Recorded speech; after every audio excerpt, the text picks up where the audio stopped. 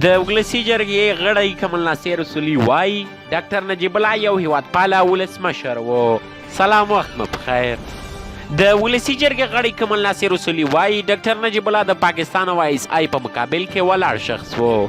اصولي د تیرو څو میاشتو راهیسې په دولتي ادارو کې د لوی امپراتور احمدشاه بابا د انځورونو د نصبولو لړۍ پیل کړې. نن یې د ډاکټر نجیب الله د 40 تلین په اړه پر خپل فیسبوک پاڼې تبصره کړې. د ډاکټر نجیب الله یو اصیل افغان یاد کړی او د نوموړي وژل یې د بېننګۍ ثبوت یاد کړی.